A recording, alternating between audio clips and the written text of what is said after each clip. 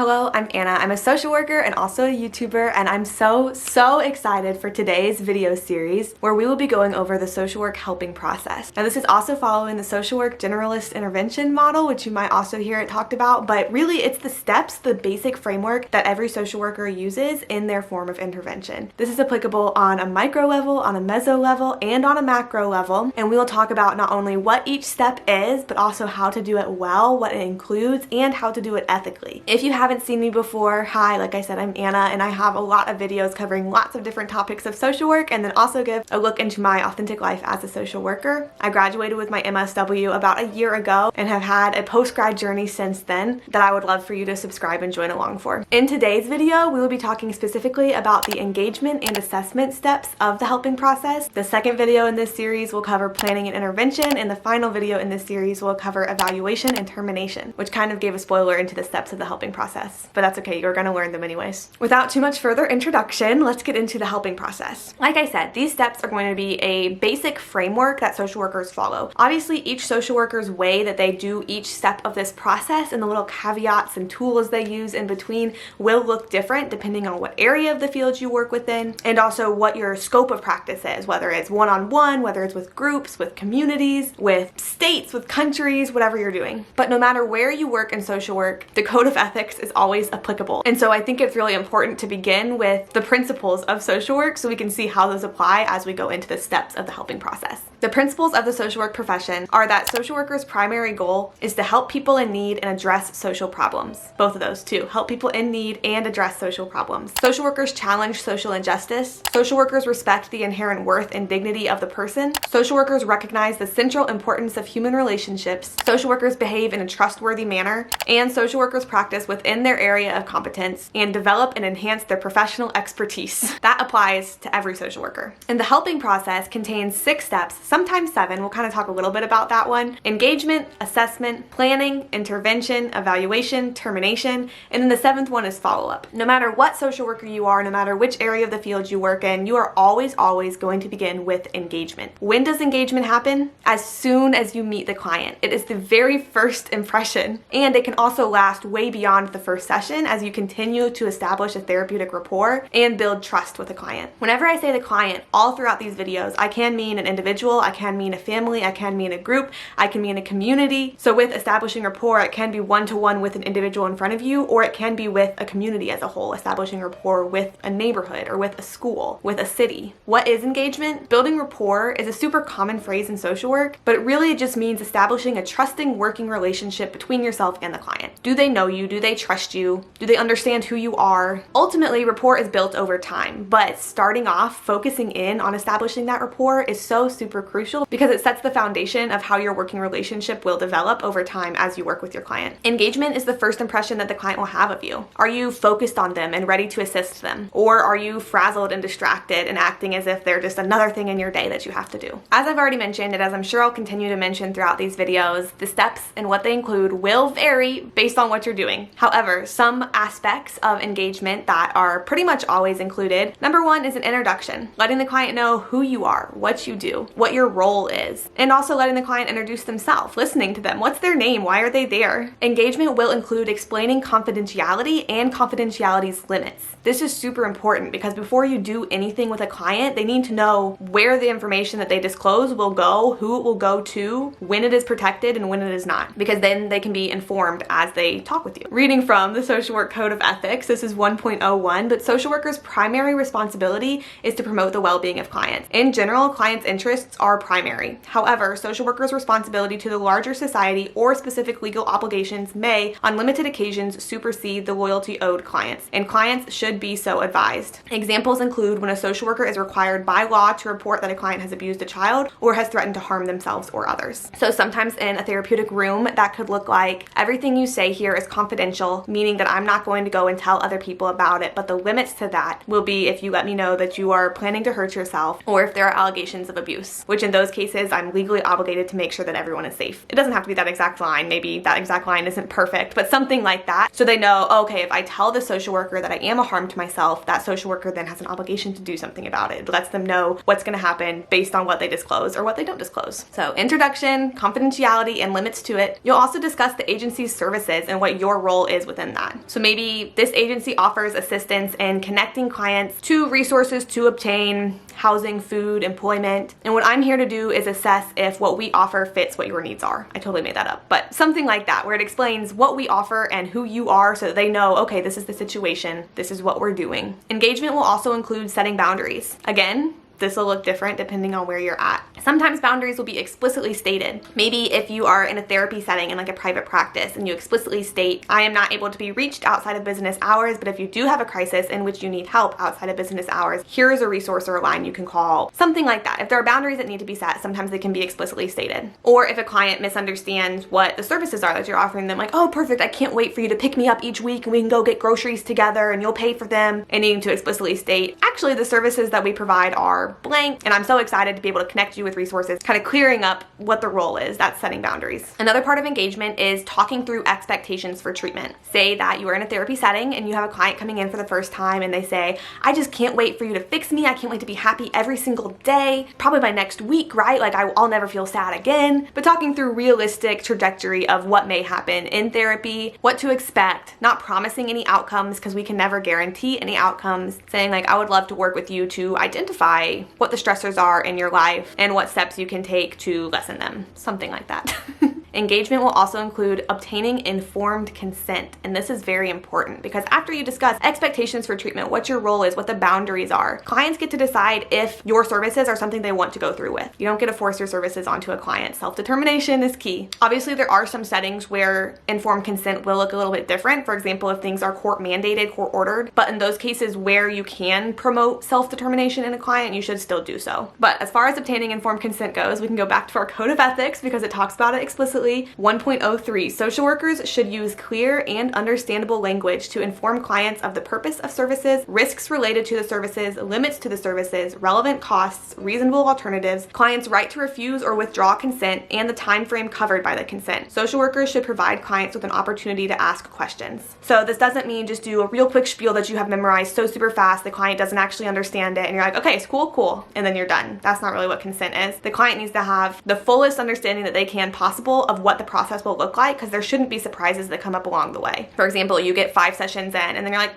actually you owe me $1,500 and I didn't tell you about that till now. Now hopefully no social worker is doing that, but that's a drastic example of a lack of information given up front that the client can consent to and say, okay, I understand the risks of what I'm getting into. For example, the fact that therapy might not always be comfortable. Like, okay, I understand that and I'm still willing to go through with it. I understand the pay scale, I understand when payment is due, I understand the expectations of me, I understand your role, and this is something that I'm willing to do. And notice that it says clear and understandable language. So if there is a language barrier between you and your client, they can't give informed consent if you haven't presented information to them in a way that they can understand. And then it also goes on to say, in instances when clients are receiving services involuntarily, like what we mentioned, maybe it's court ordered, maybe it's an involuntary hospitalization, social workers should provide information about the nature and the extent of services and about the extent of clients' right to refuse service. So a quick overview of what we discussed. Engagement includes introductions, explaining confidentiality and the limits to it, discussing agency services and the social worker's role, setting boundaries, talking through expectations of services, and obtaining informed consent. Some tips to do engagement well. I think number one is just remember that it's a human-to-human interaction. Treat your client how you would want your loved one to be treated if they walked into your agency. You know, if you have an imaginary uncle who's out there and was going to walk through the front doors of your agency, be kind, be welcoming, don't be judgmental. Just it's a human-to-human interaction. I think lots of times social workers can put pressure on themselves of like, okay, it's time to be the superhero social worker. It's okay to laugh, to chat a little bit, to do a little bit of small talk, really establish that rapport. Whether you need to talk about the weather or if there's a sports game that just happened, being able to build a working relationship will ultimately lead to a beneficial social worker-client relationship. Kind of a buzz phrase in social work is to meet the client where they are at. And that kind of just means however the client is arriving to you, maybe they're not super ready or not super comfortable to enter services. Meeting them there instead of assuming that they're so gung-ho about something they're not. If they have reservations, meeting them there. It's okay if a client doesn't immediately warm up to you. Just because you do social work every day doesn't mean that a client is used to participating in social work services every day. If there is resistance there, you can acknowledge that. Like, I know it's hard to get up and show up here, but I'm so glad you did, and I'm looking forward to seeing what we can do together. Part of this too is to be aware of any cultural differences that might be present or any power imbalances that might be present. You know, maybe a client has only ever had negative experiences with previous social workers. You can't get personally offended if they come in reserved and not really wanting to talk to you. Meeting them where they're at is understanding, like, okay, they haven't had great experiences in the past, so I'm gonna do what I can to make sure that this experience doesn't match those, but understand that they're coming in reserved, they're coming in hesitant, and that's okay. One size does not fit all for engagement. Every person is different, so you're going to engage with every person differently. I think that can seem pretty obvious when you're just sitting here saying it, but it's important to remember as you are a social worker engaging with clients. Using your soft skills that you've learned through the engagement process is so important. Find empathy for your client. Maintain eye contact when appropriate. Show your client that you're focused on them, you're listening to them. It means actively listening. Pay attention to, you know, your posture. Like, are you just sitting and typing and looking away from them while they're talking to you? They're not going to feel as engaged as if you turn to face them. Have an open posture. You know, maybe like nod along as they're talking. You don't have to overdo it, but just show signs that you are actively listening to them. Focus on and be receptive to the client's thoughts and feelings. Social work is client-centered, and so that includes you being client-centered whenever a client comes in. A lot of those soft skills you'll use anytime, especially when you're doing micro-social work, when you're working one-on-one with a person. It can begin to look a little bit different once you move into meso and macro social work, which if you don't know the differences between those levels, I do have a video that talks all about micro versus meso versus macro. But say you're doing meso social work, all of the soft skills that I just mentioned are still so important when you're meeting with people. But if you're trying to establish rapport with a community, maybe attending community events, being present, getting to know who the stakeholders are in the community, kind of who holds power, who has influence in the community, getting to know them, meeting different people with various different roles in the community. Or if you're working more macro focused, meeting people who are personally affected by the macro social issue or macro problem that you're working with, meeting with people who hold the power to change, and meeting with the people who care and who identified the social problem and like brought you in, you know, to do something about it. All in all, engagement is the foundation. It's what the rest of your helping process, the rest of your work with a client will be based off of. And so giving it the proper time and energy that it deserves is super, super important. But once you do all of the steps that we mentioned in engagement, the second step of the helping process is moving into assessment. Now, assessment only happens after you have obtained informed consent. You've let them know the limits of confidentiality. They know your role. They know what you're doing. They know what services you can offer. Then it's time to assess. In short, assessment is determining what the presenting problem is. Again, this can be micro, meso, or macro. A problem must be known in order to be solved. If you go in blind, kind of close your eyes and shooting darts at the bullseye, don't do that. No. Additionally, assessment determines what the client is seeking treatment for. Your assessment isn't to see, okay, I'm going to look at this client's life and determine what I think are problems and determine what I think they need to work on. No, you're figuring out, why did the client show up? What's going on? What do they want help with? Also, why are they here now? Like, what changed in the presenting problem to where, okay, today's the day where they showed up to you? What has gone on leading up to them taking the step to take action now? Depending on your agency, there may be specific tools, specific questionnaires, specific templates that you use for your assessment, depending on what kind of information you need. You know, if you're in a school with children, you're going to need different information than if you're working with veterans, assisting them to get home loans. Part of the way that social work as a discipline is different from some other educational backgrounds in assessments is that it takes account for multiple different parts of the client's life and how they all play together to affect a presenting problem. For example, in social work background, a mental health struggle is not just biologically based. It may also be exacerbated by social pressures, systemic oppression, maladaptive cognitions. There's more that goes into it. You need to collect information before you begin any kind of intervention, or else how do you know that your intervention is a fit for the client and a fit for the presenting problem that they came in with? So like I said, the exact information that you're looking for will vary based on where you are, what you're doing, who you are, what your role is, but some elements that will be included in assessment that you'll be asking people about may include biological elements, psychological elements, sociological elements. I don't know if you noticed, but biopsychosocial. You've probably heard of those types of assessments before.